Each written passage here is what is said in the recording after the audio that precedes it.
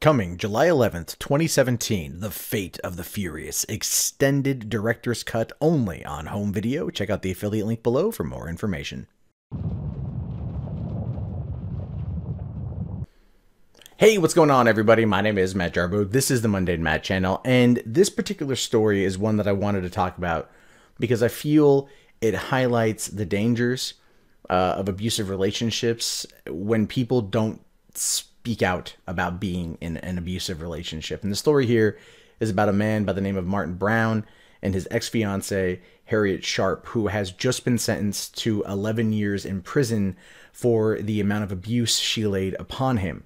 And this story was a hard one to get through. I'm not going to go through every detail of it because I don't want this thing to go on for longer than 20 minutes.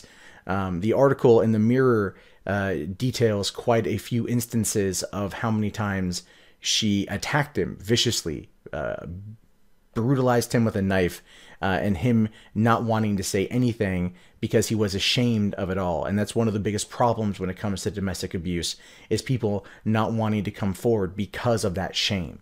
And it happens very frequently to men in these situations because there's not a lot of domestic support for them. There's no men's only domestic abuse shelters. There might be a couple here and there, but it's not a widespread thing. Men oftentimes get turned away. And Martyn Brown was one of those guys who probably felt he would have been turned away, that no one would have taken him seriously, which is why he kept his mouth shut. But as his words go, when you're an hour away from death, you don't care what anyone has to say anymore. And then that's very true.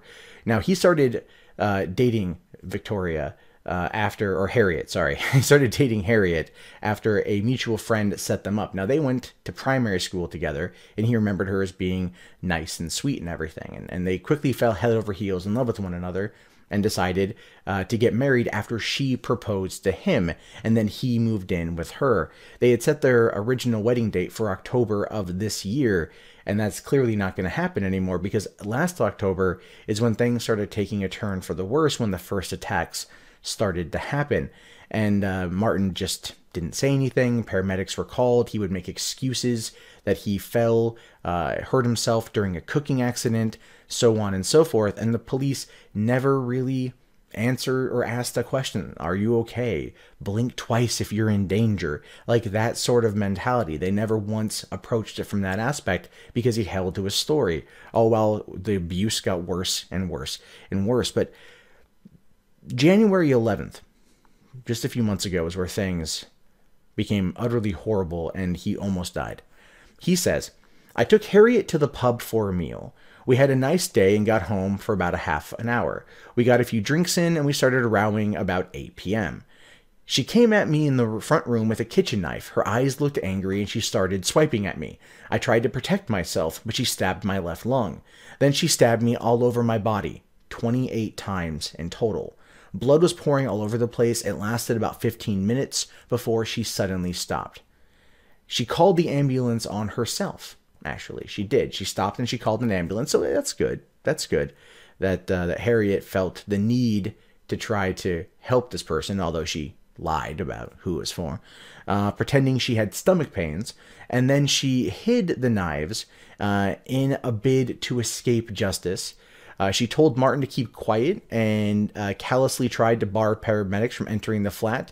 Thankfully, the cops showed up. Martyn said he thought he was going to die, and later he was told he was 1 hour away from death because his lungs had filled up with blood. And if you follow the link in the video description, you can see the photos, the aftermath of what Martyn went through. And it's not like there's scars there now, but you can see the amount of damage his body sustained at the hands of this completely violent sociopath.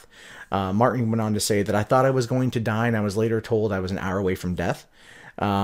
He says after 3 nights in a coma, he woke up and the police told him everything. He was worried Harriett was after him, but they told him that she was in a police station and she couldn't come get him. And his own brother and father came to see him. When they learned what happened, they were like, "Why didn't you just tell us?" Which is generally the response people give when they find out about these levels of abuses. And it's a shame factor. it's a horrific shame factor. And I can understand what Martyn's going through. Now, when he got out of the hospital, after 11 days in there, he had hit this wall, this mental breakdown. And by March, he was completely broken down and he attempted to kill himself as a result of what happened, saying, I just didn't want to be here anymore. He says, they sectioned me. I still have my down days. It's very hard to deal with. I hate my appearance. I hate the way I look because of my scars. And he's, right now he's currently finding himself at Blackpool's Harbour Hospital. He's been there for 11 weeks and he's hoping to move to a halfway house run by a domestic violence charity. So at least there is some support for him. And he hopes to travel, to refine himself, to come back a better person, and to settle into a relationship. He's not giving up on life just yet, even after hitting an absolute low point. And that would be not only the shame from it, from not reporting it. There probably is an amount of guilt there.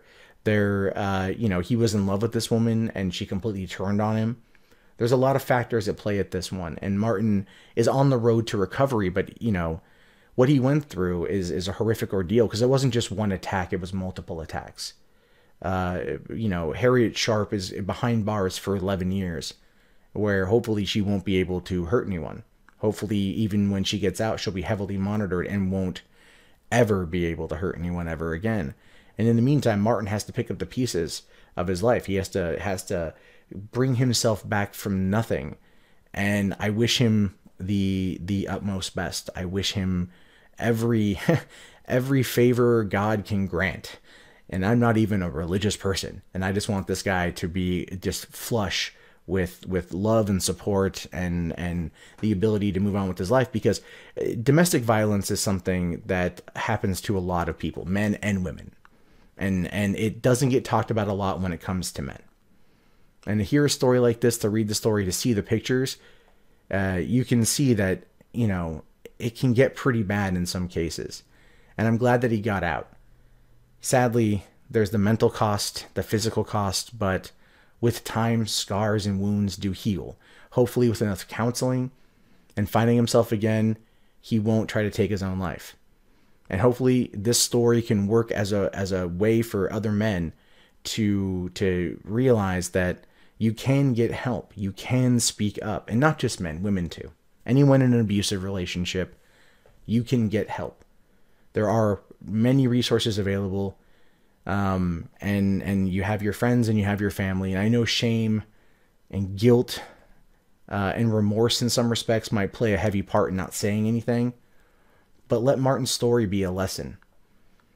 Going unchecked, 27 times he was stabbed, 28 times he was stabbed. Lung was pierced and was filling up with blood. He had an hour to live. Don't let that happen to you. And if you know anyone who's in a situation like that, please don't let it happen to them. That's why these stories have to be talked about. But what do you guys think? I'm curious to know your guys' thoughts. Let me know in the comments below. My name is, of course, Matt Jarbo. This has been the Mundane Matt channel. I will talk to you guys later. Have yourself a fantastic day. And this is a situation, and once again, where I just have to say, if you see something, say something.